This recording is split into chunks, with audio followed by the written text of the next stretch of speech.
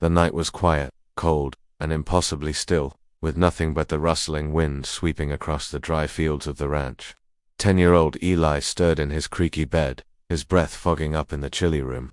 At first he thought he was dreaming, but then he heard it faint, broken cries piercing the silence. A baby's cry.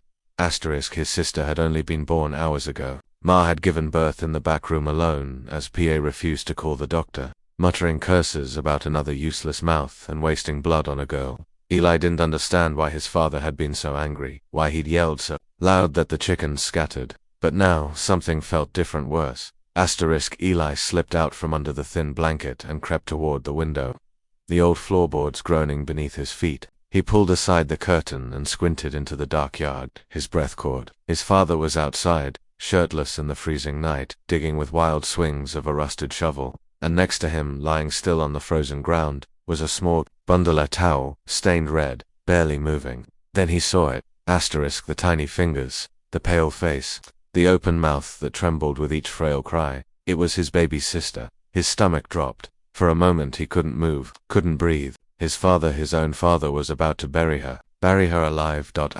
No, Eli whispered, panic flooding his chest. His hands shook. He backed away from the window, heart hammering in his ears, mind racing for what to do.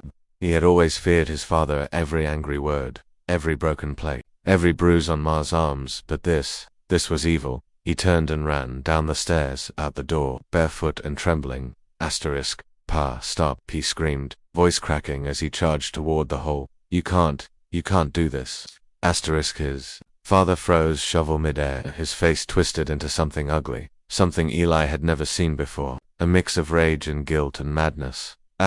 She's just a girl, his father roared, eyes burning. We don't need another burden. She'll bring nothing but shame. But Eli didn't flinch. For the first time in his life, he stood tall. Rushed to the bundle, scooped up the baby, and held her close to his chest. She was cold, so cold. Her cries were weakening. I don't care, Eli said, teeth chattering. She's my sister, and she deserves to live. His father's hands clenched into fists. For a second, Eli thought the man would strike him, like he did to Ma. Something in Eli's eyes must have stopped him. Maybe the sheer terror. Maybe the bravery he wasn't supposed to have. Maybe guilt. Without another word, his father turned and stormed back toward the house, leaving behind a half-dug grave. Eli stood there, shaking, crying, cradling the baby as her tiny breath fogged against his chest. The moon cast a silver light on the frozen ground. The hole remained open behind him, a haunting reminder of how close death had come.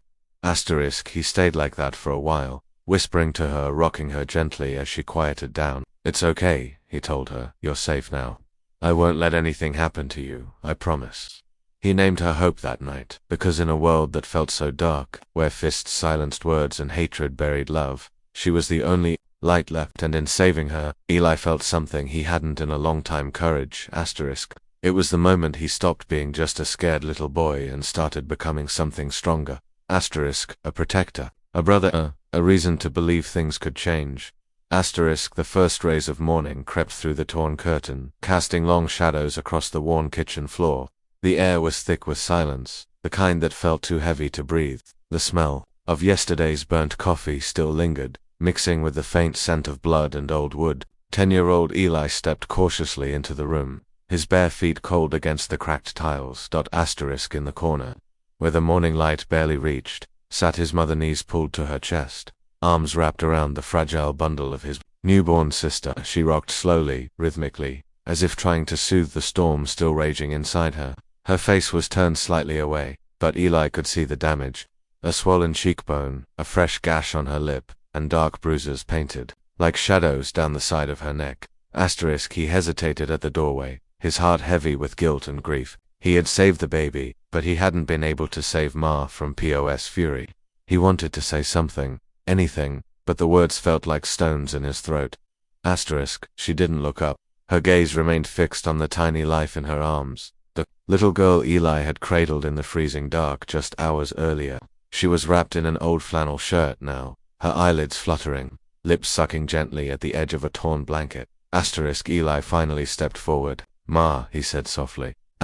She blinked slowly, as if his voice had pulled her back from a faraway place. Then, for the first time, She looked up, her eyes, red and tired, searched his face for a long moment, and despite everything, the bruises and the silence and the fear, there was something fierce behind them. A fire that hadn't gone out. Asterisk, she's worth fighting for, she whispered. Asterisk, the words were raspy and broken, like they hurt to say, but they filled the room like thunder. Asterisk, Eli swallowed hard. He crouched beside her, not touching, just sitting close. I didn't know what else to do. I thought he was gonna. He couldn't finish. The image of the hole, the frozen earth, the shovel, it all came rushing back. Asterisk, his mother nodded slowly, tears slipping down her face. He was, she said. Asterisk, they sat in silence again, the baby shifting gently in her arms. The kitchen, once filled with yelling and slammed doors, now held something different, fragile, precious, quiet hope. Asterisk, I ain't letting him take her from me, she said suddenly, more to herself than anyone, her jaw clenched. Not her, not this time. Asterisk, Eli looked at her, eyes wide. He'd never heard Ma talk like that before, not with defiance, not with strength. It scared him a little, but it also gave him something to believe in. Asterisk, she's strong, he whispered. Like you. Asterisk. His mother gave a faint smile, one side of her lip trembling from the bruise. She have to be, she murmured, in this world. Girls gotta be stronger just to survive. Asterisk, the baby whimpered softly, and Eli watched as his mother pressed a gentle kiss to her forehead. Her arms trembled from exhaustion, but she held on tightly, with love, with fear, with everything she had left. Asterisk, Eli reached out and gently touched the baby's tiny fingers. I think she already knows how to fight, he said. She made it through last night. Asterisk, his mother closed her eyes, and for a brief moment, the pain seemed to lift from her face. Asterisk, she's gonna make it through more, she said, voice stronger now, and so are we. Asterisk, and in that dimly lit kitchen where sorrow had lived for too long, something shifted. They didn't have a plan. They didn't have money or safety or even shoes on their feet, but they had each other, a mother, broken but unbending, a boy, scared but brave, and a baby girl, alive because of their love. Asterisk, it wasn't much, but it was enough to begin. Asterisk, the fog lay thick over the fields like a blanket of ghosts, curling around the fence posts and swallowing every step. The sky hadn't yet turned blue, it was still that eerie, in-between shade of darkness that whispered secrets only the desperate could hear. Eli clutched his baby sister to his chest, her tiny body wrapped in the warmest coat he could find, his mother's old church sweater. It smelled like cinnamon and rain, and the baby stirred gently against him, safe but unaware of the danger they were leaving behind. Asterisk behind him. Anna limped through the frozen weeds, one hand gripping her side, the other holding onto Eli's shoulder for balance. Every step looked like it hurt, but she didn't complain. Her face was tight with pain, her eyes alert and determined. They had left everything behind: the ranch house, the worn boots by the door, the life built on fear, and stepped into the unknown before the sun could rise. Asterisk, Eli didn't look back. He was afraid that if he did, he'd see her standing in the doorway, shotgun in hand, yelling threats that would freeze them where they stood. Or worse, he'd see nothing and start to doubt if they really had the courage to leave. Asterisk, the grass crunched beneath their feet, still stiff from the frost. Their breaths came fast, visible in the cold air, clouds of fear and adrenaline escaping with every exhale. Somewhere in the distance, a coyote howled. Eli flinched, pulling the baby closer. His heart felt like it was beating out of rhythm, driven by panic and purpose all at once. Asterisk. How far is town? He asked, barely above a whisper.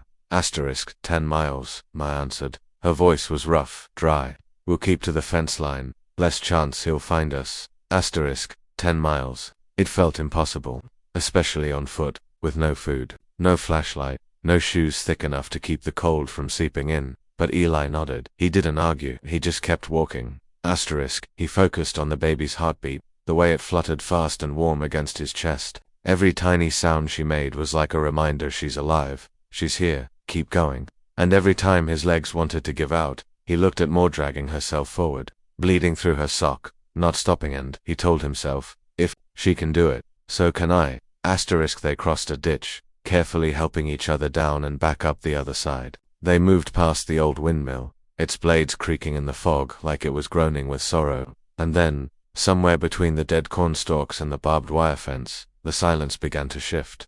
The night wasn't quite so dark. The fog wasn't quite so thick. There was a light somewhere far off in the distance, dim flickering. Maybe a farmhouse? maybe a truck stop, maybe hope. Eli stopped and pointed. There, you see that? Ma squinted. She nodded slowly. It's something. They kept walking. Their steps were slower now. Ma was breathing harder. Eli's arms ached from holding the baby so long, and his feet had gone numb. But none of that mattered. All that mattered was putting one foot in front of the other. At one point, Ma stumbled. Eli caught her, and they paused. For just a second, she looked like she might collapse. Her eyes were glazed with exhaustion, her lips trembling. But then she looked down at the baby, and something shifted in her face, a quiet strength. She nodded and stood back up.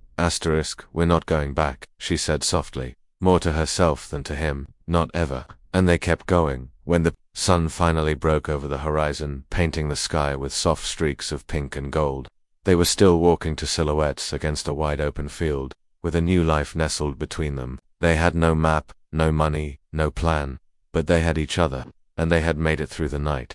For the first time in his life, Eli believed they might just make it through everything else.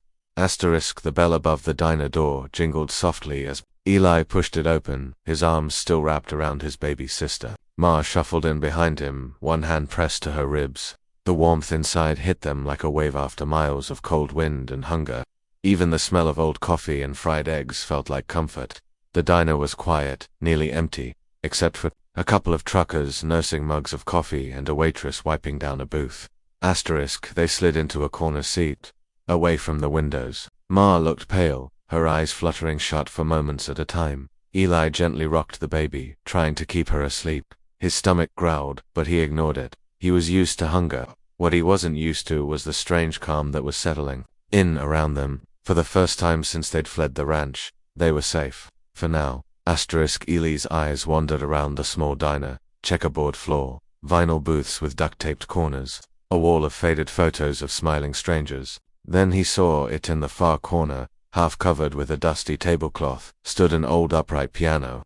One of the legs was chipped, some keys were yellowed, but Eli's heart skipped a beat. He hadn't seen a piano since before PA smashed the one at home, before music became a forbidden thing. Quietly he stood up. Where you going? Ma murmured, her voice barely audible. Just over there, he whispered. I'll be right back. He walked slowly toward the piano, careful not to draw attention. The floor creaked beneath his feet. No one seemed to notice until he pulled back the cloth, revealing the full keyboard. His fingers hovered over the keys for a moment, then settled into the shape of a melody he hadn't touched in years. His mother's song he began to play. The notes were soft at first, shaky, like he wasn't sure if he had the right to let the music live again. But then it grew. A lullaby, the one Ma used to hum while cooking beans on cold nights. The one she whispered when she thought Eli was asleep. The one she sang the night his sister was born, through her tears and pain. As the melody floated across the diner, the clink of cutlery stopped. The waitress stood still, dish rag in hand.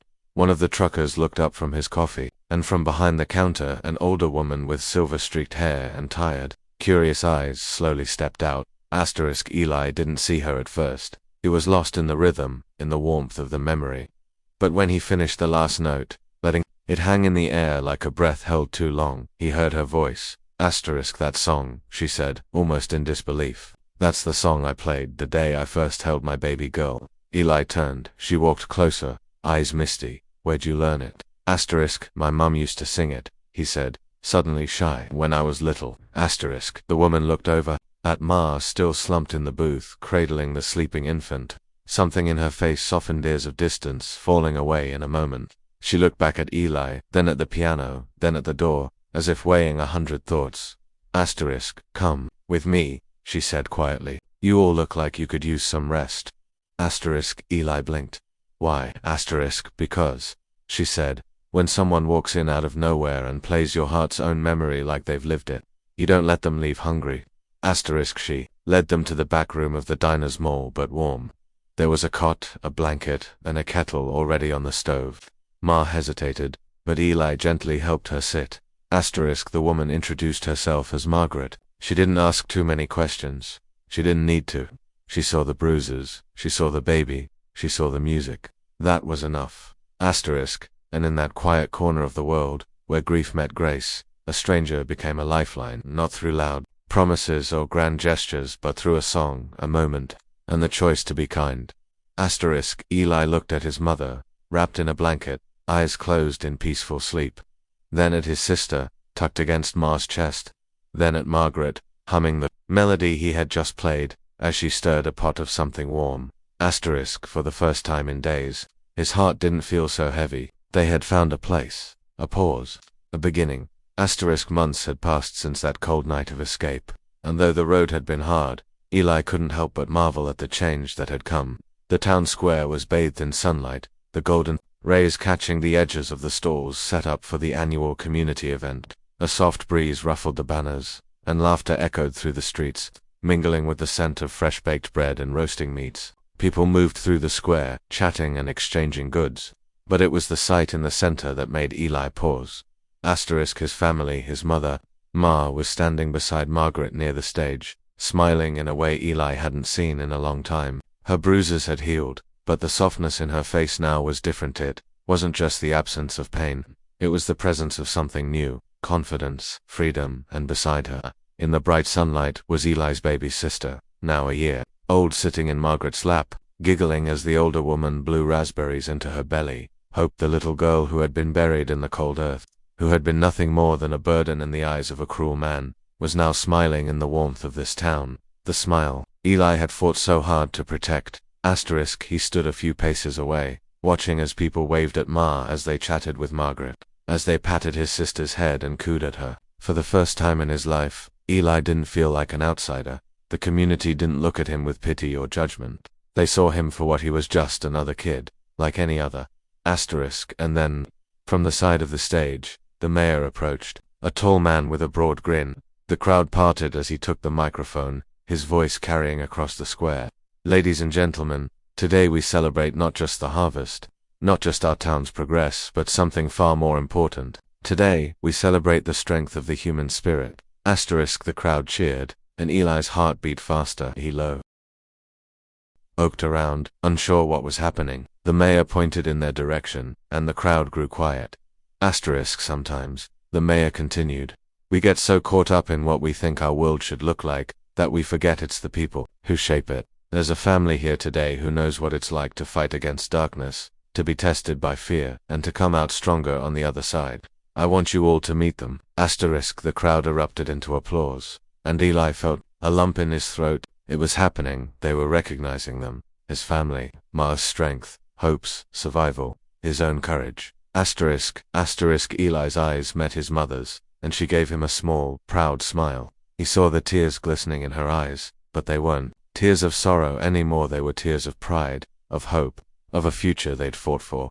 Asterisk. The mayor continued, his voice now a gentle, steady tone. This family, this mother, this young boy Illy, and this beautiful baby girl, Hope, are symbols of what it means to persevere, to stand up when everything around you tells you to fall. They are the heart of this town. Asterisk. As the mayor's words echoed in the square, Eli finally understood. For the first time, he saw what had happened since they arrived in this town, the way people had embraced them, not as charity cases, but as neighbors, as equals. The way Margaret had opened her cafe not just to Ma, but to the whole family. The way the townspeople had rallied together to offer support, from food to clothes to a safe place to stay. They didn't ask for anything in return. They had simply given. Asterisk. The mayor motioned toward the crowd, and Eli's heart swelled as the people began to clap. First softly, then louder, their applause growing until it filled the square like a wave crashing on the shore.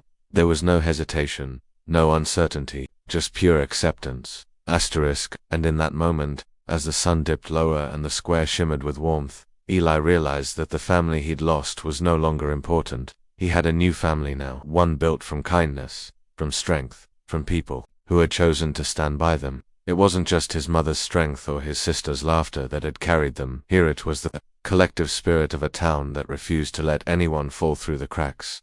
Asterisk. Eli stepped forward, his voice steady as he addressed the crowd for the first time. Thank you, he said simply, the words carrying more weight than he could express, for showing us what it means to be a family. Asterisk. The crowd erupted again, and this time, Eli felt the power of their support deep in his chest. For the first time in his life, he was truly home. Asterisk.